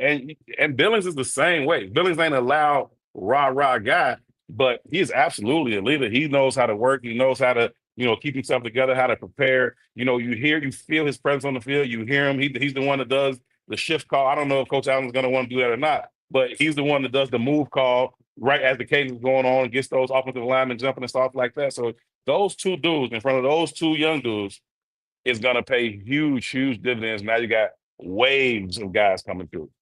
And it's going to affect the other guys like Austin Booker and Odebengo. Yeah. Pardon me. I know I butchered his name. Because Odengbo. So the thing I've always said was whenever you move up a level from high school to college to pro, your first year of coaching is the most important, right? Because it sets your foundation for that. And it sucks when you have bad coaching. It doesn't matter the position, quarterback, running back, O-line, D-line, secondary, doesn't matter. But this guy in Shamar Turner, he's going to have a good coach, but he's also got a good mentor. All right, coaching's great, but when you got a guy who's doing what you're doing and has done it a lot at a high level for a lot longer, like that, and you just in awe of him because imagine if Shamar Turner turned into a Grady Jarrett 2.0. Jesus Christ, now we got an all-pro for the next 10 years. Got a problem on your head. Yeah. That type of mentorship and that type of example is huge for him. It's huge for Gervon Dexter. Remember, you and I have been in the locker room, and Gervon's just a nice guy. Yeah. He's a nice guy. He won't punch you in the face. Like you know what I mean? He ain't that type of dude. And sometimes you want him to be that, get to that edge, but he's just, just physically gifted. And like, man, just be a bit of an asshole a little bit. You know what I mean? Like, and turn it up a little bit. I find that with a lot of those like really big guys, they're more gentle than you would expect because I think they spend so much of their life trying not to be intimidating. And I mean they're regular. I don't even mean on the football field, like just in the classroom, at the park. Like you already this big ass dude, so everybody's already scared of you. Like, hey, I'm not gonna hurt you. Like, no, it's okay, hurt him. Like, you know what I mean? Right? Like, it's cool. I think that was one of the first questions I asked Braxton Jones 3-4 years ago. Like at his introductory press conference. He came in, he's such a big dude, but he was such a nice dude. And I literally asked him, I said, hey man, you ever had a fight? And it came out like before I even thought about it. If I had thought about it, I probably wouldn't have asked him that in the middle of the press conference. But it was just, that's what was on my mind. As he was talking with this big smile and he's just nice. And I'm like, hey, you ever had a fight before, man? And he like, you mean like on the football field? I'm like, no, I mean like somebody pissed you off and you hit him in the mouth, like that kind of thing. Because you just kind of need your defensive lineman, your offensive lineman to have just that kind of mentality. Not that I'm a mean asshole 24/7, but also don't play with me because I'll hurt you out here. You know what I mean? Know that it could go there quick, fast, in a hurry, and 0 to 100 in a snap of your fingers, and that's what you want, and that's what Grady Jarrett or Shamar Turner does. Grady Jarrett does, and that's what excites me because that happened. That you get those type, and then you take Grady Jarrett out, and then Gervon Dexter goes back in with that same mentality. Like, and then here we go. Now we're talking about the Eagles again. That wave, the two waves of defensive linemen, fresh with that attitude, with that mentality, with that grit. It just the hair on my arms is standing up as I'm talking because that's the type of football that I love. That's the type of football I played. That's the type of football I coach. And the hair on my arms is standing up, just thinking about what Grady Jarrett can do and how he can influence these young guys. Imagine Austin Booker, because Austin Booker was always in the screen. He might not have made the tackle, but you see him running. At the whistle, whoop, there he was, right there, ready to jump on the pile to bring the dude down. Now maybe his one step sooner. Now maybe he gets there. He gets home. These are all the things that you hope for with the mentality or with the mentorship of a Grady Jarrett. When we got him, dude, I was happier than a pig in slop. Yeah, man. We saw that. It came across the way. I'm like, oh damn, he got released. I'm like, man, we should get him. Boop, hour later, like, oh, right pose, okay, man. Own it. I think the scouting department, the pro personnel department, did such a good job of just identifying guys who may become available, guys that weren't available entering the offseason, but just because you've done your homework on other teams' salary cap situations or whatever, you thought, well, this guy might become available, so let's do our homework and then be ready when he does become available. Same thing with Joe Tooney. Same thing with Grady Jarrett. Neither one of those guys were available coming into the offseason, but the Bears had an inkling that they might become available, did their background work, and the moment they were available, boom, you pounce. Whether it's trade or signing. I love it. I love it. I love it. Again, guys, we're joined by Herb Howard. He's the Bears beat writer for the Bigs. We're talking Bears football here at Shawn and Maya in the morning. Laughing at EJ. yeah, it's okay. Heard him. Heard him, man. In the morning on Sports Zone Chicago. So the schedule was released yesterday, dog. Yeah. Or not yesterday, Wednesday. Yeah, I'm with you. Give me your thoughts on it. We start off in Mini. All right, man. I told you I was at that place last night. One of my guys already got the hotel booked and bought his plane ticket to Vegas. Where we reached out to one of my other people. She's a travel agent, so we're gonna get a group deal on tickets to the airline tickets and the hotel. I'm fired up for Vegas, man. I'm fired up. How do you like the first 4 games of this season for the Bears? Yeah, let me put it up so you don't have to. It's an opportunity. No, I'm with you. They go Minnesota, Detroit, Dallas, New Orleans. Vegas. I mean Vegas. I'm sorry. Yeah. No, I like that. It gives them an opportunity to get out to a start, right? I think Monday Night Football at home, division rival. You get JJ McCarthy, who I think is going to be a good player, but you get him in his first start ever, right? Mm-hmm. You get a defensive coordinator that likes to show you a lot of different looks, a lot of exotic pressures, different things like that. You should be able to trick a guy making his first start. I don't care how good he's going to be. He's going to be making his first start on the road, hostile environment, primetime game, whole country's watching, and he's like back home too. Like there's going to be a lot on him that night at Soldier Field, and I think the Bears should be able to confuse him a couple of times, get their hands on a couple of his passes, get a couple of interceptions off of him, and kind of use that to walk away with a win in week 1. And then you go up to Detroit. It's a return for Ben Johnson. You know, I don't know what that game's going to be. It could be tough. I don't think I didn't pick them to win that game, but they could. They play the Lions well all the time, and then you got to factor in, how big of a loss is Coach Johnson and Antoine Randall for that offense. So all those things factor in. But I think Aaron Glenn from the defense. And Aaron Glenn from the defense. So they lost a lot, man. You got to see how they go about replacing that. But you go up to their place week 2, maybe you don't win. But then this is going to be the theme for the season, looking at the Bears' schedule. They are going to always have to come home and get right.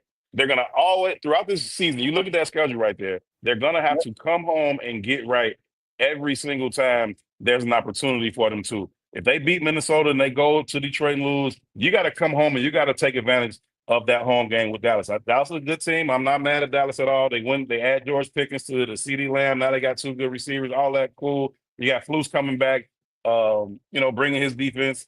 He knows some of these offensive guys. I get all that. But you at home against not a great team, you got to show up and you got to win that game. You got to bounce back from maybe loss and win that game.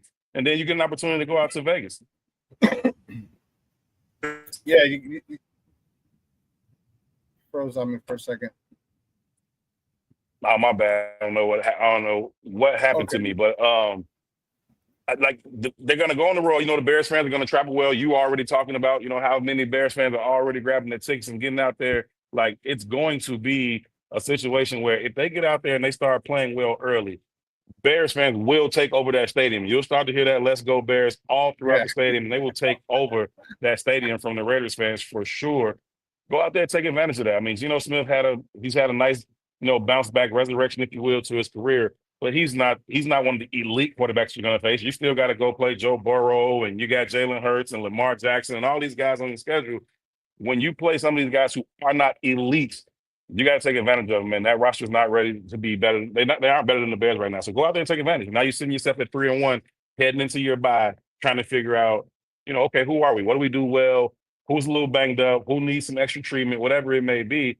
And then you get another opportunity coming out of there to see if you can go out to Washington and exercise that demon from last year, which is going to be tough, to be honest with you. I ain't going to lie, but they tried to exercise that demon from last year, man.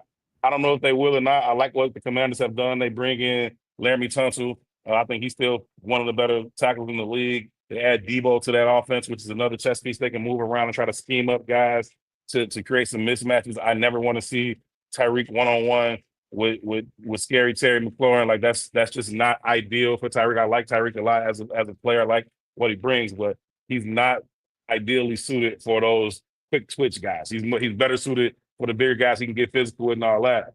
Right. Scary Terry, him one-on-one. I remember sitting in the box last year in Washington, and they lined up at him. He had a one-on-one, and as soon as they lined up, I said, "Oh no, this ain't good." I was like, "You got Ty." I forgot who was sitting next to me, Nick or Fishbane or somebody, and I was like, "Man, they got Terry one-on-one with Reek. This ain't good." Sure enough, deep ball down on the sideline. Like that ain't ideal. But anyway, they get an opportunity to go out there and exercise those demons from last year. Yeah, I'm looking forward to it. They have a lot of great chances to do that. You talk about the Giants coming in. What quarterback's gonna be there? How good are they playing? The Steelers don't have a quarterback yet. You know what I mean? Then you got those two tough games that are right before them, the Ravens and the Bengals. That's tough. Yeah. You got two top-notch quarterbacks. Then you got the Eagles, defending champs. And then you talk about coming home. Then you come home after Eagles in Green Bay, and you got the Browns. You should be able to handle those dudes at home. You know what I mean? And then that's going to always be the case all year long. Look at all those home games in white. They're going to be bounce back games. If they go Detroit and lose, you got to come home and beat Dallas. If you can't go to Washington and exercise that demon, then you better come home and beat the hell out of the Saints just so you can feel better about yourself before you go on the road to see Baltimore and Cincinnati. I think both of those might not go our way. But even if they don't, and you come back home again with another opportunity to get right on the Giants, and you got to take advantage of that. Now, that Giants defensive front is scary. I'm just keeping it a buck.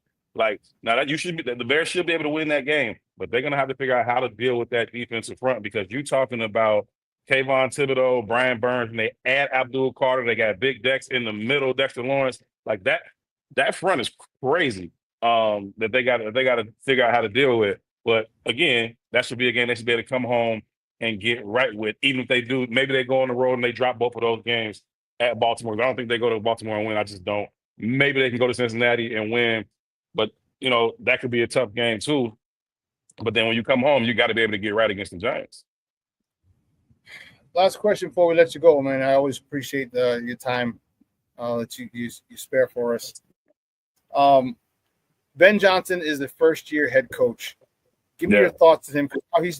Give me your thoughts on how you think he's going to attack this first season because he's never been a head coach before, and it's a whole different thing from running just running the offense to being in charge of everything. And he's going to have his mistakes. He's going to make mistakes, which he helped insulate himself by hiring a good staff, especially Dennis Allen. But at the end of the day, he's still got to make that call. He's going to be the head coach. Give me your thoughts on how you think Ben Johnson is going to navigate his first season. I think Ben Johnson is very comfortable in his own skin. So I think he knows who he is, and I think that helps, right? He's not trying to be this or that. So I think he'll just go about being himself. He's acknowledged, and I think he was on with Colin Cowherd yesterday or something like that, but he acknowledged, I'm doing a lot of things for the first time. Like, I'm doing a lot of these things I'm doing for the first time. He said exactly what you said. I've surrounded myself with great coaches, and I think the best leaders surround themselves with really good people. Let those people go to work, and you look like a genius, right? So you lean on Coach Hightower, you lean on Coach Allen, you allow your position coaches to do what they need to do as you oversee this thing, as it fits into your vision. Obviously, you get the final say, but I think he's going to go through that process of being his authentic self, and he'll understand when he's made mistakes because he will make some. It just is what it is. He's going to make some mistakes during the week. He's going to make some mistakes on game day, and you want to limit those, right? The game day mistakes. But there are going to be some things that he would like. I wish I had that call back. I wish I had that decision back. And it's, how quickly does he learn from him and how quickly does he move on? You look at the previous regime and, you saw 2 straight seasons where they were giving away games on the sidelines, right? You go back to Justin's last year when they gave back that game to Denver and there was maybe a Detroit game and a couple other games. Yeah, like they gave away 3 or 4 games in that 23 season. And then we all watched them give away games in the 24 season. And the Thanksgiving game in Detroit was just the last straw. But I hopefully this staff will not. I don't think they will. They should not give away games on the sidelines. And I think, that'll be very, very beneficial. But I think he'll be authentic. I think he'll take his lumps, learn his mistakes, and lean on his veteran staff. Yeah, and I was saying before you came on, I'm like, Dennis Allen's the best one because it's first of all, it's a lot easier to make the perfect call when you're not the one making the call. All right, Yep. we've all been armchair quarterbacks, but Dennis Allen's been in that seat twice, not just once, Yeah. twice. And he's the type of guy, all right, yeah, timeout. You need a timeout here, or do this, or think about this. You know what I mean? And he's not. I don't think he's going to have a problem chiming in for Ben Johnson. I think that's so valuable. So he doesn't look stupid. So he doesn't. So he looks like a genius. And everyone's like, oh man, that was seamless from offensive coordinator to head coach, and not necessarily you got good people. So I think that's a good thing. And I agree with you. He's going to make some mistakes, but Dennis Allen is going to be the key, man. It's going to be big time. Just being in that position, having when to call timeout, when to do this, when to do certain things in a game. He's had that as a head coach, and I think that's going to be so freaking valuable, and it's going to help Ben Johnson a lot. So I'm looking, man. I can't wait till OTAs are coming up, and at mini camp, and then training camp.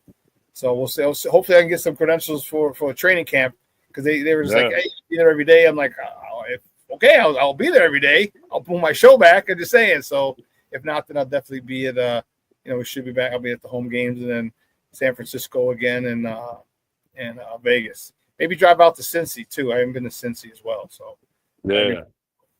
But hey, Herb, awesome stuff as always, man. I appreciate your time. But do me a favor before you go, let everybody know where they can find you and your work online. Appreciate you, brother. Thanks for having me, man. You can follow me on Twitter at HerbHoward411. You can catch a lot of my work, the videos at the Bigs YouTube page. It's the Bigs on YouTube, and thebigs.us is where you can find all of our written work on the website, thebigs.us. And I appreciate you so much, Shawn. Always good chopping up with you, bro. Likewise, man. We'll be in touch soon, bro. Indeed. All right, man. Thank you. Yep. Guys, that's Herb Howard from the Bigs, the Bears beat writer for the Bigs, talking football with us. Fired up. Love talking with Herb, man. He does ask the best questions, and I love his perspective on it. And it's a lot of questions. It's questions that many of us would like to ask, many fans would like to ask, and it's good to hear a lot of the questions because some of the other questions in there are just ridiculous. I'm not going to go into any names because I don't need to get my credentials pulled. So, well, I don't want any other beat writers reaching out to me on Twitter saying you're a clown because of this, and I'm like, you're a clown because you never played the sport, and yet you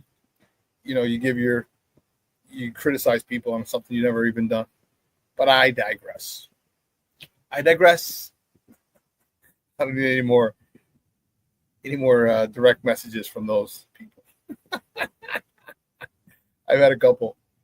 Just feel like slapping people. Like, shut up. Let me talk about you and you know what I mean? Never mind. Stop it. Anyway. Woo, guys. 2 hours is come and gone. What a phenomenal, phenomenal show. I want to thank my man Herb Howard. My man's in them. Herb Howard for giving us his time, for giving up his time, man. Great perspective. I love having football talks with my man Herb. Great stuff. Do me a favor, hit the like button. Smash the like button, baby. All right. I'd appreciate it. And I hope you guys have a fun. Damn, it's 83 degrees already. Whoo, Charlie. Man, if you're out there, if you're going to the Crosstown today, have a great time. Enjoy it. Be safe. All right. And don't do anything stupid. All right. It's really easy to have alcohol infused stupidity. All right. We've all had it. I've been guilty of that a lot. Okay, but just be smart. All right, and do yourself a favor. Let your loved ones know you love them because tomorrow is promised to no one. All right, make some time. You have lunch. All right, I'm going to have lunch today with a friend. Brunch on Sunday with another friend I haven't seen in a while. Make plans with your people, man. Make plans. I'm telling you, it's just good to catch up with people you care about and love. So do yourself a favor, get out there, enjoy it. The rooftops are open, the patios are open. All right, restaurants, get out there, enjoy it. Create more memories because, man, some of us, I know I have a lot of veteran people who watch the show. Many of us have a lot more years behind us than we do in front of us. All right, so make sure we continue to make the years in front of us, the remaining, however many we have left, full of memories and full of good times. All right, so listen, I'm going to replay this at 6 tonight. At 12:15, we have Second City Sports with Lakina McGee and Sydney Brown. They're going to give you another 2 hours of Chicago sports talk, so you're going to want to tune into that here on Sports Zone Chicago. All right, but have a phenomenal weekend. I know it's going to be 85 today, 85, 86, and then dropping like 67, like to 70, like 15-degree drop in high temperature tomorrow. But still a beautiful day. If you get to go to the crosstown, man, it's going to be a gorgeous day today, tomorrow, and or Sunday. So enjoy it. Enjoy your life and enjoy your weekend. Enjoy it with your family, friends, and loved ones. So for everyone here at Sports Zone Chicago, guys, I'm your boy, the Superback, Shawn Sierra. You have a phenomenal weekend. Sure, what are you talking about? Great show. Happy Friday and have a great weekend. Not like me who has to spend all Saturday fixing my lawnmower. King Booker Wilson, have a goddamn weekend, my people. Hey, you guys have a phenomenal weekend, man. I love you guys, and I appreciate the love and the support that you give me. And I will see you guys on Monday. Your boy, the Superback. I am out.